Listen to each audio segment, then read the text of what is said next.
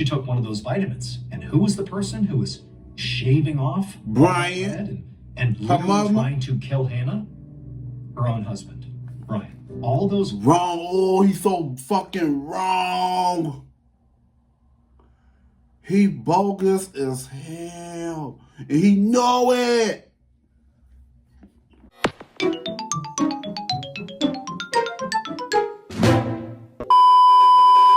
Yo, what's good? What's going on, YouTube? It's your boy Kewonis, and I'm back with another motherfucking reaction video.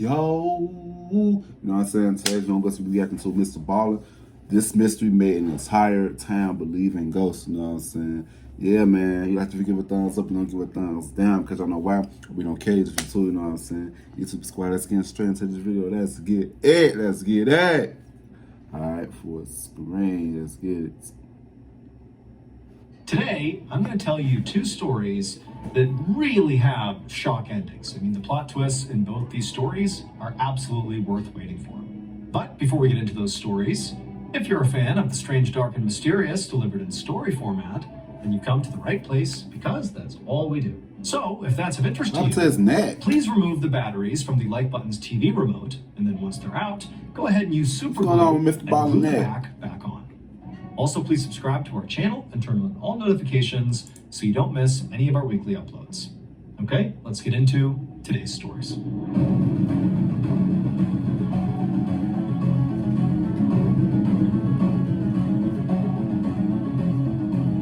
Knocking in the night. On the night of May 3rd, 1897, a 43-year-old widow named Mary Titus lay in her bed inside of her house in the small town of Plymouth, Pennsylvania. Mary, as she laid there, she just could not fall asleep because she kept hearing this strange tapping sound coming from somewhere in her house. Eventually, Mary just stopped trying to fall asleep altogether, and she just sat up and just listened really intently to figure out, where the sound is coming from. But she just couldn't do it. It was sort of erratic, and it seemed like it was coming from all over the house, and at one point it felt like it was right below her, and then it was over here. I mean, it really was hard to pinpoint where it was even coming from, let alone what was actually causing it. And then that shit would drive your mind crazy. You keep hearing that sound all over the place around your house. That shit would drive you insane. Oh my goodness, I just know she drove her insane. That the volume of this tapping was also changing. Man. Sometimes it would get really loud, and then it would be super faint and she could barely hear it, but it was still there somewhere in her house. Man. But then, sort of inexplicably, the tapping sound just abruptly stopped. Mary is sitting up in bed, it's 2, 3 in the morning, and it's just silence. That's the best time. And at that point, Mary told herself, okay, clearly it was some animal, or maybe it's a branch tapping on the outside of her house or something. She's rationalizing the sound. It's gone now, so it can't be harmful, and I should just stop thinking about it and actually go to sleep now. But shortly after laying her head back down on the pillow, when she was almost asleep, she started hearing this sound again. And again, she just could not tell where it was coming from. Now, Mary, she was a widow, but she did have somebody else who lived with her in the house. Was it her dead husband or something? It had to be her dead husband or something. Because they did say she's a widow, so until you're a widow was when your partner passed away, so was it the ghost of her husband? You know what I'm saying? It was her daughter, her 18-year-old daughter, whose name was Cora. Cora's father and Mary's husband had passed away tragically 11 years earlier in this terrible mining explosion. And really, even though it had been 11 years, Mary and Cora were still very much living in the shadow and the grief of, his death. This is something that they really had never been able to move past. And so as Mary is laying here in bed and she's hearing this tapping sound starting again, part of her thinks maybe it's Cora, maybe she's doing something. But really, what was going through her head when this tapping sound began again was how utterly alone she felt and how badly she missed her husband. Like she really just wished he was here, because then she would have told him, hey, go investigate. I'm going to stay here. You go make sure the house is safe. But obviously he was gone. He'd been gone for over a decade. And so eventually, even though Mary really didn't want to get up and go look for this tapping sound, because truthfully, she was just scared at this point, but she's thinking about her daughter, Cora, who's downstairs, and heaven forbid there's some problem in the house. Maybe an animal has literally gotten into the house and it could be hazardous. She doesn't know. So she needs to go and be the brave one and go find out where the sound is coming from and make sure her daughter's okay. And on top of that, her daughter, Cora, had recently had this really bad case of strep throat. And while she was recovering, she really was not back to 100%. And so Mary told herself, this is an opportunity as much as anything to go down and just check on her daughter and make sure she's okay. And so finally, Mary musters the courage and she takes her sheets off and she gets up out of her bed. And at the same time, the tapping is sort of rocketing all around the house. It's all over the place. And right as Mary steps onto the ground, she's out of her bed, the tapping stops. Mary starts walking towards the door. And there's nothing. She gets to the door. She opens it up. She listens. She's looking out. But there's nothing. And the house is completely silent. And there was something kind of eerie about it. Yeah. It's like the sound was... It's like, man, I had that feeling once my cousin passed away. That's why I say I do believe in ghosts. Because I had a similar ghost story to this. Like, I was in the house by myself. And I was making some noodles, like some ramen noodles in the microwave. So it was happening in 2013. I was about making me a dance video. All of a sudden, I put my noodles in the microwave. So I put my noodles in the microwave, and then I went back towards the living room. I went back towards the living room, and not even some minutes later, I heard that the microwave stopped. I was like, I know damn well that 7 minutes did not go by that fast. And I just heard beep. Okay, I know how when the microwave stopped, when the microwave is done doing what it's doing, it make like 3 beep, beep, beep, beep. But instead of that, it only made 1 beep. So I'm looking like, who the fuck touched the microwave? But imagine I was in the house by myself. So I walked towards the kitchen. Look and see, it was like, who the fuck is in the house? You know what I'm saying? And then it was nobody there. Then I was looking at the time. The time said 3:30. And then that's why I knew the time said 3:30. My chills went all over my body. And that's when I remember that my cousin passed away at 3:30 a couple weeks before. That shit is scary, bro. I was like, oh, hell no, I had to get the fuck out that damn house. That's why I feel like that was my cousin telling me that he was here, that he made it to the other side. Like, I believe in ghosts, y'all. I believe in ghosts. I do. To Mary's got that eerie feeling. And suddenly all of Mary's courage evaporated. Had that eerie feeling. And she thought, you know what? The sound has stopped. Everything's okay. I'm sure Cora's okay. I'm getting back in bed and I'm going to sleep. Man. And that's what she did. She rushed back to her bed. She did not go check on Cora. She just got under the sheets, pulled them up to her chin, and just hoped the sound wouldn't come back. And it didn't. And eventually, Mary fell asleep. The following morning, when Mary woke up, she immediately kind of took stock and realized, okay, I'm okay. Everything seems fine in the house. She listened and didn't hear any knocking sounds. And she quickly got up, she got dressed, she went downstairs into the kitchen, and Cora was actually already down there doing some needlepoint, and she seemed perfectly fine, albeit still recovering from her strep throat. But she was okay. She was in the kitchen in good spirits. And so Mary just kind of, breathed a sigh of relief here. Even though, again, she really has no idea what that tapping was. She has no idea if it was sinister or not. This could be totally benign. But there was just something uneasy about it. And so it was just really nice to come down here and have life be totally normal. And so pretty quickly, Mary just fell into her everyday routine. She began prepping some food for her and Cora to eat, and then she and her daughter just started chatting. At no point did Mary bring up the tapping sound, in part because she didn't really even know what it meant. She was kind of spooked by it, didn't want to scare her daughter, so it never came up. But they're chatting, having their completely normal morning, when suddenly there's very clear and fairly loud tapping that starts not in the kitchen, but below the kitchen, in the cellar. And as soon as the tapping starts, Mary immediately stops because she recognized it as the same sounds she was hearing the night before. Was somebody trapped in the house? Was that somebody trapped in the house? From the mad thing, they say it happened under the kitchen. Was somebody trying to get out the house? They're trying to get out there. Oh my goodness. Oh shit. Spooked her so badly. And she looked over at Cora without saying anything, just seeing if maybe Cora heard the noises too. And Cora, as well, is looking at her mom like, did you hear that? And Mary's like, you heard that too? You heard that tapping? And Cora's like, yeah, I think it's coming from the cellar. And Mary, she's like, I could have sworn I heard that tapping last night. It was actually keeping me up. And Cora, she said, well, it sounds like it's in the cellar. maybe we have mice down there and they're rummaging around or something. That's probably what it is. And so Mary, who at this point is desperate to find a logical, non-scary explanation for what's going on here, just immediately goes down the stairs into the cellar and begins looking for mice. That would prove that's all this is. It's mice making these sounds. But when she's down there, she's looking around and there's no mice, there's no sign of mice. And as she's down there, she starts hearing the tapping again. But now it's not coming from the cellar where they thought the sounds were originating. It's coming from somewhere above her. And as soon as Mary hears this tapping sound, she hears Cora reacting to it upstairs in the kitchen, like she was kind of startled by it. And so Mary runs back upstairs to the kitchen. She looks at Cora, and Cora is visibly distressed because she's like, I heard it. It was in here. It was in the kitchen or somewhere nearby. I didn't see anything, but I heard it. As soon as you went down there, I heard it. And so at this point, Mary is undeniably scared.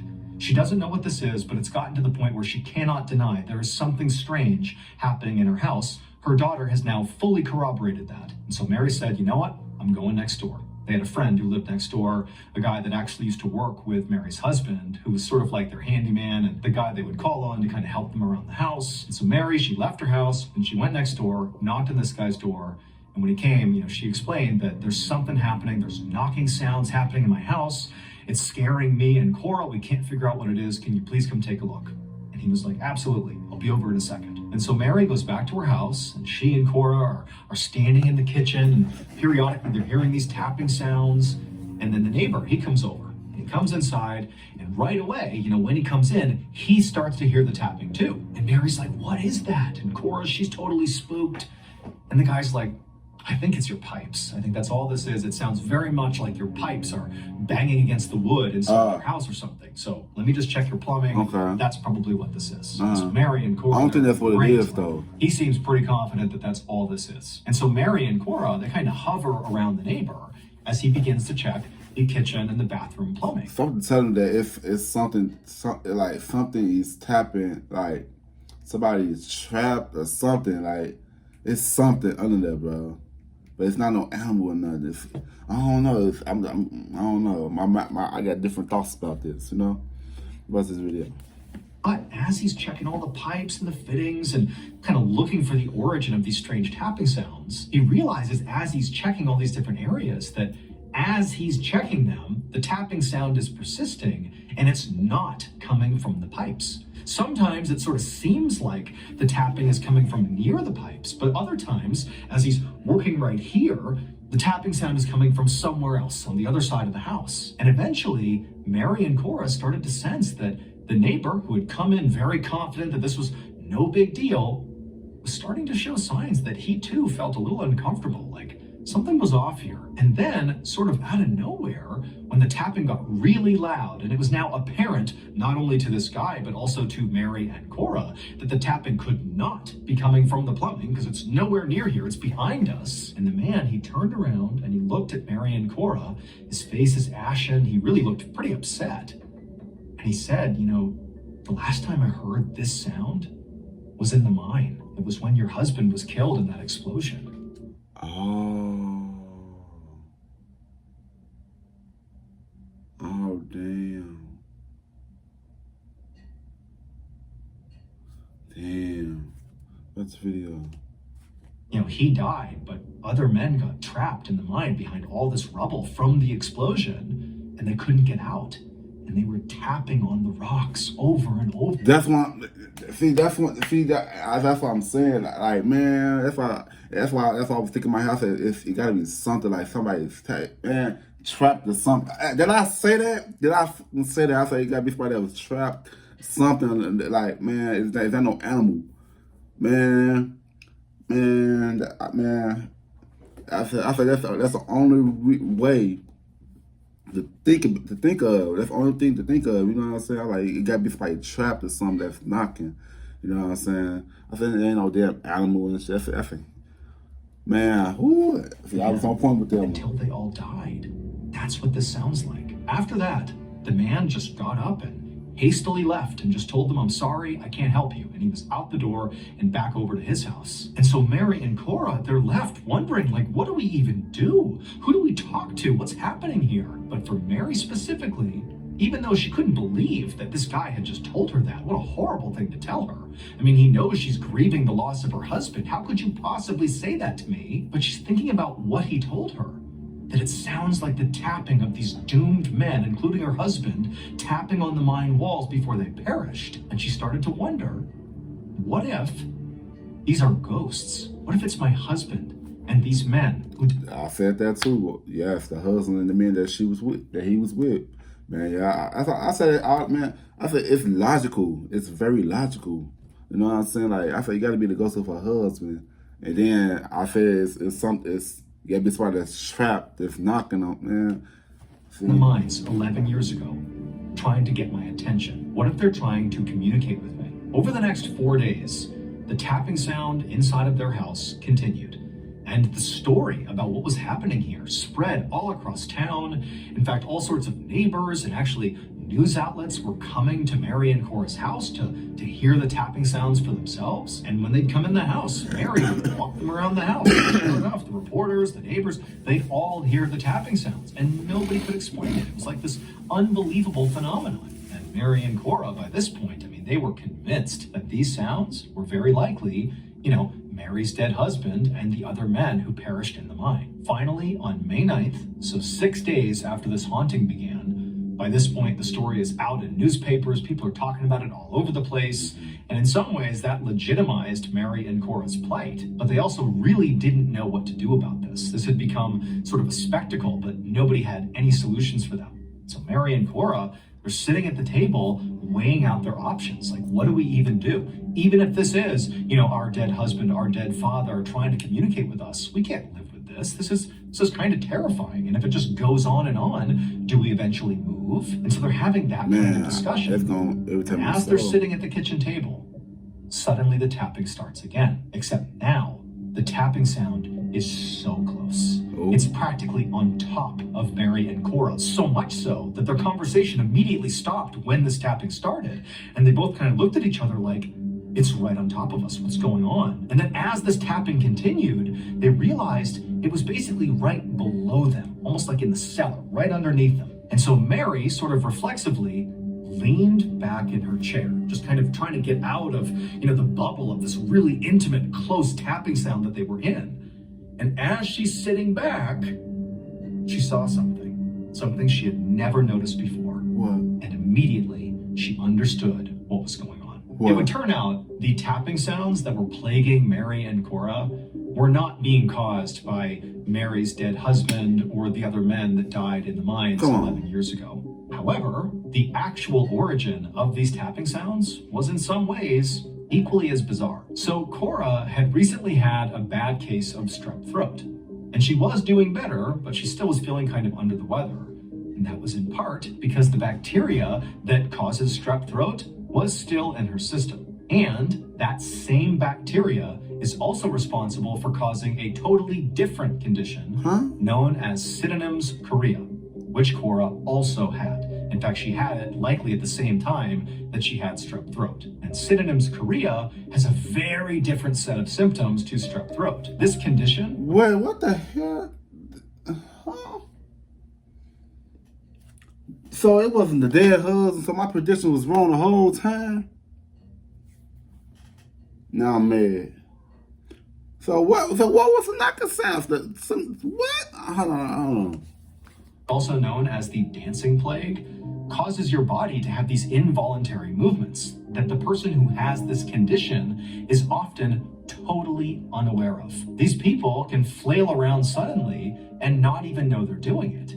And so what was happening is Cora was making the tapping sound, but had no idea she was making the tapping sound because it was being caused by Sydenham's chorea. Now, it seems like, well, how didn't Mary catch on that her own daughter is tapping her feet or flicking her hand and causing this tapping sound? Well, the reality was, when the tapping first started, a lot of times Mary was not in the same room as her daughter. And her daughter did not know she was making the tapping sounds. So her daughter is genuinely scared of the tapping sounds because she doesn't know she's making them. And Mary doesn't know it's her daughter making them. And so combined, they're like, oh my gosh, what's happening in our house? And then before long, they had kind of gone down this path of it's my dead husband, it's my dead father. He's the one making these sounds. Wow. And then it's like they the whole time I thought it was this shit the whole time. The whole time I thought it was the dead husband. Oh my goodness. My prediction was wrong like a motherfucker. Don't be laughing at me, bro. I know I feel stupid. Damn. What's this video? As did all the other neighbors, as did the reporters. Everybody wanted this in some ways to be a haunting. And so nobody's checking to see if maybe Cora is tapping her feet or hands and creating these tapping sounds. Because again, Cora was fully convinced she was not making those sounds. But then finally, when she and her mom were sitting at the table discussing what they were going to do 6 days after the haunting began, and they hear this really intense, close tapping sound, when Mary kind of leaned back to kind of take stock of the room and figure out what was going on, she noticed under the table Cora's foot stomping on the ground. Cora didn't know it was Sydenham's Korea.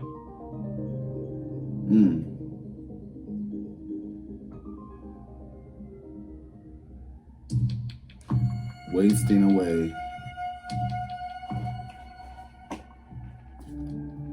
One afternoon in November of 2021, a middle-aged woman named Nicole Petit was on break at her job in the city of Decatur, Alabama. And while she was sitting in the break room, she pulled out her phone and she called her 21-year-old daughter, Hannah. The phone rang a couple of times, then eventually Hannah picked up, and right away, Nicole could tell her daughter, Hannah, was still very much not feeling well. She could hear it clearly in her voice. So Nicole's daughter was a stay-at-home mom to 2 very young kids, which, was totally exhausting in its own right. And in fact, on this phone call, Nicole could hear in the background the sound of the kids yelling and running around and crashing into things, so clearly it was just chaos over there. But Nicole knew Hannah could not just be tired from tending to her kids, because over the last couple of months, what Nicole had noticed was every time she spoke to her daughter, whether her daughter's kids were going crazy or not, Hannah just completely sounded under the weather. And in fact, Hannah often was complaining, again, over the past few months, of not only feeling a deep exhaustion, but also of feeling really dizzy and nauseous. Now, over the past few months, Nicole had been telling her daughter, you have to go see a doctor. This is not normal. This is not just parenting fatigue. Something is off. You need to go get looked at. But Hannah, who was known to be very, very tough and, generally didn't really go to the doctor much, she said to her mom, I'm fine. I'm just exhausted from the kids. It's no big deal. And so she kind of pushed that idea aside. And so this time, as Nicole's talking to her daughter, and she can clearly hear that her daughter is not better, she's still feeling awful, she knew trying to push her daughter to go see the doctor wasn't going to work. So instead, she said, okay, Hannah, when's Brian going to be home? Brian was Hannah's husband. And Hannah just sighed and she said, no, he's not home yet. I don't think he's going to be here. So for the most part, Brian was, a very active parent and husband, but he also was a very successful chiropractor. And in fact, he'd had so much success at his private practice that recently he'd even been able to fully renovate his building. And so with this new building and all this extra space and all this new staff, he was working even more, which, financially was great for the family. But it meant he basically was absent all the time. And so it had become kind of commonplace that Brian was nowhere to be seen. It was kind of Hannah alone with the kids and this mystery illness she was suffering from. Now, Nicole obviously understood the nuance here. She knew that, Brian's practice was very important, not just to him, but to Hannah and their family. And so instead of, being upset with Brian, Nicole had tried very hard to make herself available to her daughter, to take care of her kids, to help her out whenever she could. But there was a limit to how much Nicole could help, because Nicole also worked full time. And so she couldn't just be around all the time to help with her daughter. Like today, she was working. She wished she wasn't, so she could go be with her daughter, but that was just the way it was. For the next couple of minutes, Nicole and Hannah just chatted like mother and daughter. And then at some point towards the end of the call, like Nicole always did, she told her daughter, hey, I really think you ought to go to the doctor. If you tell me what day you're going to go and you make an appointment, I'll go over and take care of your kids. I'll even take you to the appointment, whatever you need. Don't let logistics be the reason you don't see a doctor. Whatever you need, you let me know and I will help you if I can. I'll flex my schedule to accommodate yours. But like Hannah always did, she just kind of brushed off her mom and said, okay, maybe I'll go see a doctor. I don't know, but I think I'm going to be fine. I'm going to rest, I'm going to take vitamins, I'm going to eat well, I'm going to do all the things, and I'm sure this will pass. Nicole sighed when she heard this, because basically she hears her daughter saying, I'm not going to the doctor still. Man, I don't blame her though, because sometimes the doctors will diagnose with you with any motherfucking thing. You know what I'm saying? But hey, I think the mothers we know sometimes. Hey, and I feel like we don't want to tell our parents what, man, cause sometimes the parents they be doing what they want. You know what I'm saying? But Nicole didn't argue. She just told her daughter that she loved her and she would see her soon, and then the two hung up. Over the next few weeks, Hannah continued to feel completely awful, nauseous, dizzy. All of her symptoms persisted and in some ways even got worse. But no matter how much pressure was put on her, mainly by her mom, to go see a doctor, Hannah didn't. She really had convinced herself that this was just, parenting fatigue and that she would just get through it and she would be fine, which again was sort of very much her personality. She was this tough, hard-charging woman. She was going to just grit this one out. But then finally, in January of 2022, so now it's been months and months of Hannah having these symptoms and her mom basically begging her to go see a doctor.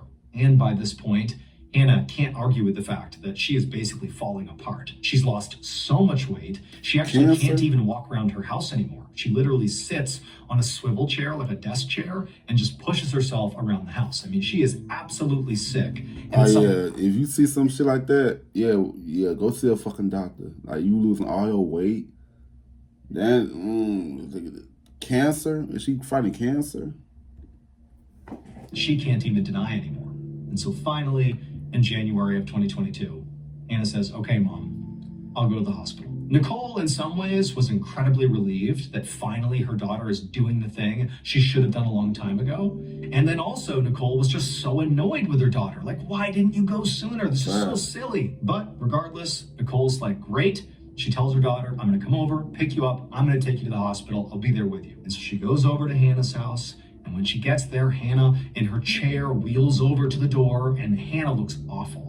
She looks like she weighs less than 100 pounds. She's so pale. Her hair looks like it's falling out. she looks absolutely sick. She looks like there's something seriously wrong with her. But Nicole, she just takes her daughter and assists her down the stairs, puts her in the car. She also gets her kids and brings them along as well. And they drive to the hospital. And when they get there, eventually Hannah is brought into an exam room along with Nicole and the kids. And a nurse comes in and they begin checking Hannah's vital signs and asking her some questions. And they also weighed Hannah. And eventually, after that was done, the nurse told Hannah that, hey, you only weigh 84 pounds. Damn. This is way below what's considered healthy. This is like an emergency. And based on the other things you're telling me about over the last few months having these symptoms, I'm worried you might actually have stomach cancer. Now, even though Nicole had anticipated that something seriously was wrong with her daughter, it still hit her like a freight train to hear that her 21-year-old daughter had stomach cancer. She'd never even heard of somebody that young having stomach cancer. And when Nicole looked over... Hey, you'll be surprised, bro. You'll be surprised. Daughter, Hannah too was horrified. For her, she still believed this was all just going to pass. Whatever this is, it'll go away. But obviously, stomach cancer is not something that just goes away. A couple minutes later, a doctor came in the room and explained to Hannah and Nicole that the next step here was to test Hannah to see if she actually had stomach cancer. Now, the doctor said it was entirely possible this could be something else. But again, based on all the symptoms you've described and the sudden extreme weight loss, unfortunately, this really does appear to be stomach cancer. But we're going to check, and in a couple of days, we should have an answer. And so Nicole and Hannah, despite obviously being shocked and scared, they both said, whatever we need to do, that's what we're going to do. A few days later, Nicole was at home when her phone rang, and it was her daughter calling. Now, to this point, Hannah had gone in and begun doing some of the tests to see if she had stomach cancer, and they were waiting for some of the results to come back. And so when Nicole saw this call coming in, she's thinking, oh my goodness, this could be it. I could be getting the call where Hannah has been told one way or the other about this being stomach cancer. And so with quite a bit of anxiety, Nicole answered the phone. And when she heard her daughter was not telling her about test results. Her daughter, she was speaking in such a low tone that she could barely hear her. But she basically croaked out to her mother that she felt so sick, she had to be taken to the hospital right now. And so Nicole, she dropped everything, sped over to her daughter's house, And when she found Hannah inside, it was like Hannah could barely move. She was so fatigued. She was so sick, so pale, so skinny and malnourished. It was like her daughter was dying. And so she scooped her daughter up and she rushed her to the hospital. Later that day, Hannah was in a hospital room and was stabilized. When she had come in, she actually was showing signs of what's called acute respiratory failure, which basically meant her lungs were shutting down. And in fact, one of her doctors had told Nicole that had Nicole not gone over there and rushed her daughter to the hospital on that day, very likely she would have died. She would not have survived another 24 hours at home. So this was as close as you can come to, your daughter dying. But they had been able to stabilize Hannah, and she was now resting in bed, and they were now trying to figure out what to do. And one of the doctors pulled Nicole aside and said, look, we know she's being tested for stomach cancer, and we don't know if she has that or not yet. But acute respiratory failure is not connected to stomach cancer. Right. And on top of that, it's incredibly rare for someone as young as Hannah. So we really don't know what's going on here. All we can do is keep her here, keep her stable, monitor her, and run some additional tests.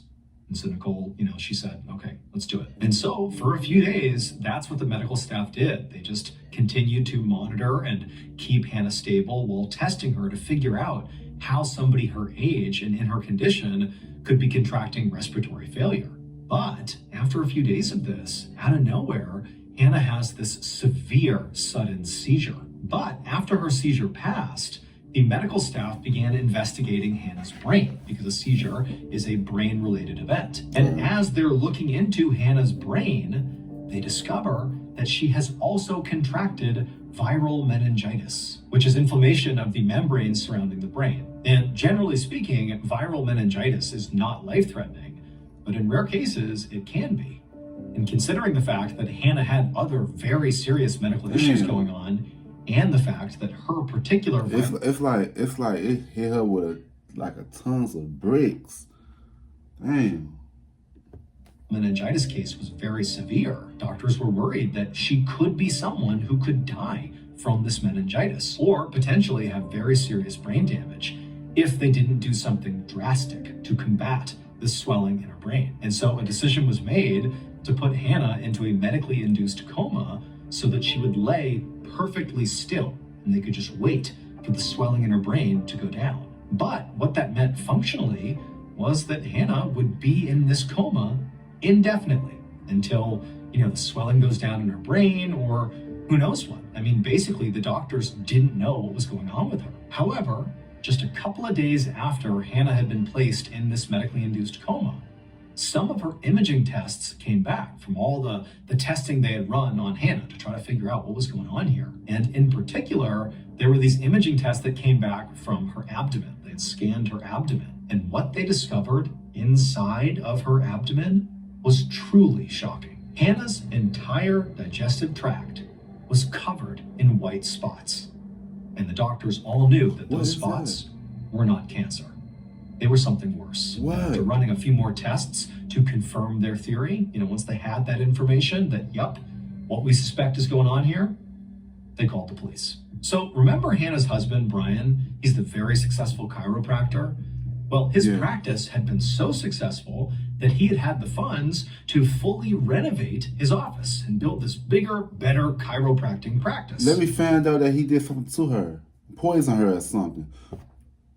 That'd be crazy as hell. That was great, not just for him, but also for Hannah, her whole family. They were making money hand over fist. Everything was great.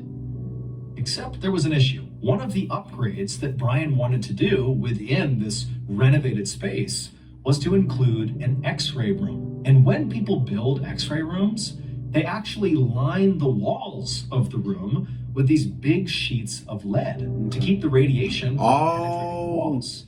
So the radiation got onto her, right? Oh, shit.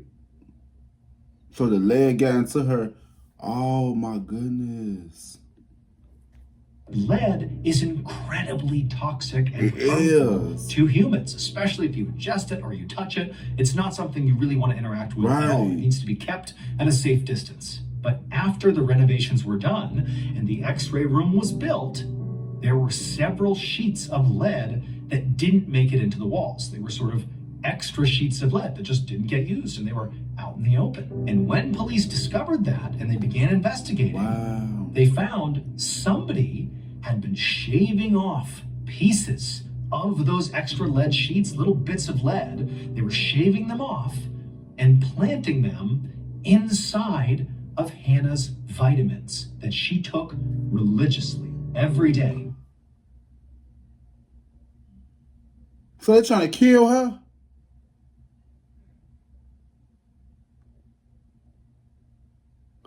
That is insane. Believing those were the things that were going to make her healthy again. But in reality, sort of ironically, they were doing the opposite. She was literally poisoning herself every time she took one of those vitamins. And who was the person who was shaving off Brian and literally trying to kill Hannah? Her own husband, Brian. All those wrong. Oh, he's so fucking wrong. He bogus as hell. And he know it. Oh, he's shiesty. Spots inside of Hannah's digestive tract were literally just pools of lead that had accumulated inside of her because her husband had been trying to poison her to death for months. Miraculously, though, Hannah would survive. After nearly 2 months in a medically induced coma, Hannah was healthy enough to be woken up and got to go back home with her kids. As for Brian, he was arrested to go to jail. Of attempted murder and sentenced to life in prison. Life was the $1.3 million in life insurance policies that is crazy. That he had taken out on Hannah. I'm glad that she's still here.